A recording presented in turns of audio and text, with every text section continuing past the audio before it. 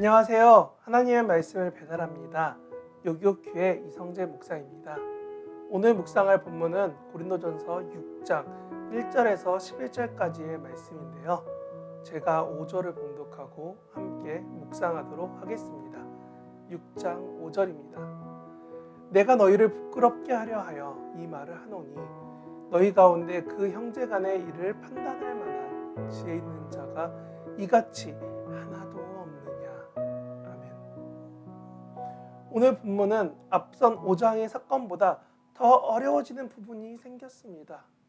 교회 내부의 사건이 교회 밖 세상에서 재판으로 이어지게 되었다는 것입니다. 이는 자체 재판부가 있지만 이것을 받아들이지 못해서 세상의 재판장으로 나갔다는 현실적인 문제가 나타난 겁니다. 이런 사건은 요즘에도 종종 재판이 진행되고 목회자와 종교계에 관심 있는 이들을 생각보다 이런 구설수에 오른 사건들을 듣고 알게 됩니다. 저는 그 중에 이 말을 들었을 때 가장 충격이었습니다. 감히 신성한 법정에서 재판을 받으면서 이렇게 소란스러울 수 있습니까? 우리는 거룩한 백성이 맞습니까? 거룩하게 구별되는 세상에서 선한 영향력을 끼치는 삶을 살아야 하지만 세상을 변화시키고 물들이는 사명을 가진 우리가 세상 재판 아래에서 무시와 하대와 존중받지 못한다면 과연 세상에선 우리의 삶의 증언인 복음의 이야기가 제대로 들려지긴 할까요? 우리가 세상에서 선하고 영향력 있는 삶을 살아야 함은 맞지만 막상 나의 잘못과 연약함으로 내가 전하고 증언하는 복음이 작아지고 힘을 잃는다면 과연 우리는 거룩하게 구별된 하나님의 자녀다운 삶을 살고 있는 것일까요? 3절에서 천사도 심판한다는 것은 우리가 다른 무엇 때문에 판단되고 하대받는 존재가 아니라 하나님이 귀하게 택하시고 사랑하는 하나님의 자녀라는 것입니다.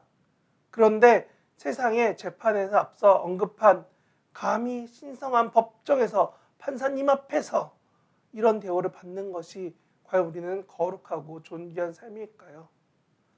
아니, 하나님 보시기에 부끄럽진 아니한가요?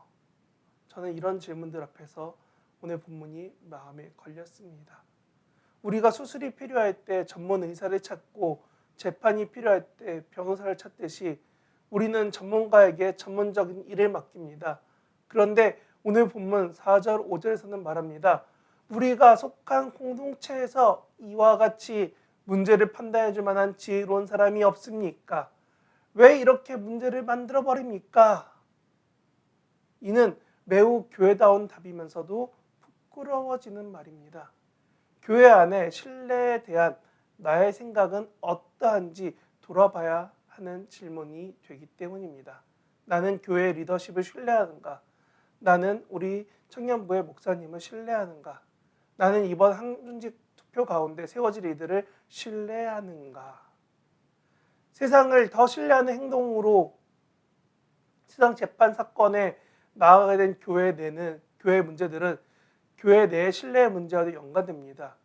세상은 우리에 대해서 잘 모르면서 우리가 그들에게 판단을 요구한다면 판단하는 이들은 우리들의 상황이나 하나님의 법칙이 아니라 우리가 고민해야 될 복음과 십자가가 아니라 단지 눈앞에 피해당한 사람들의 이야기만 나타납니다.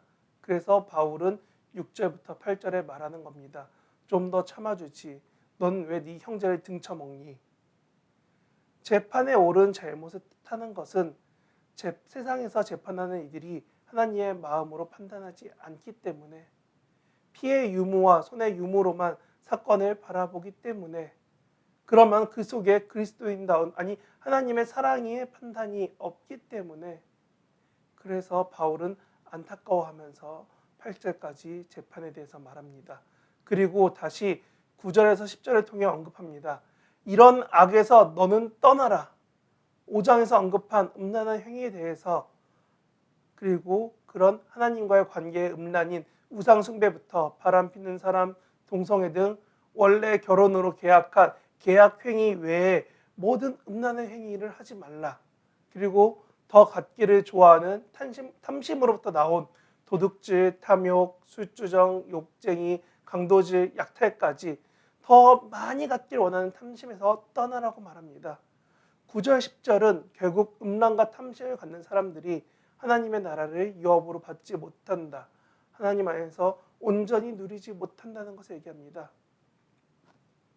고린도 교회는 이런 세상과 구별이 없던 삶에서 악한 삶을 살던 사람들이 변화되어 하나님을 찾는 성도로 그리고 하나님을 바라보는 교회 교인들이 되었습니다. 그런데 다시금 변화되기 전 세상의 사람들에게 판단을 맡기는 모습이 바울은 마음이 상하고 힘들어지는 겁니다.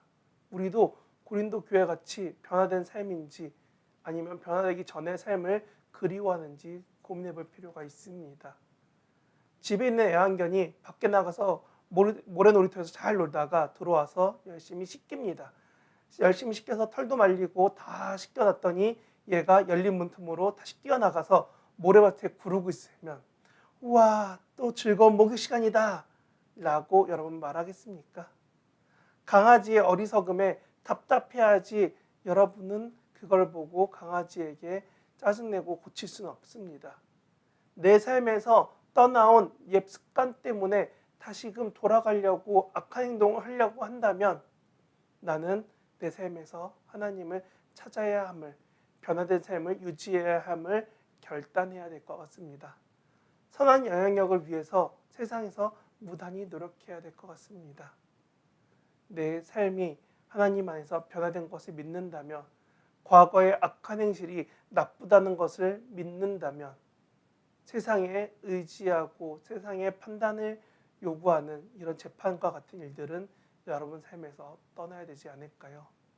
오늘 본문은 다시금 말합니다.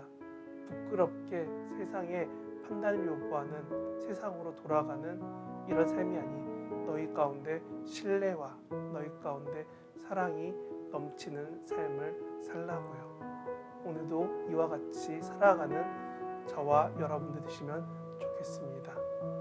그런 삶이 되도록 저는 기도하겠습니다.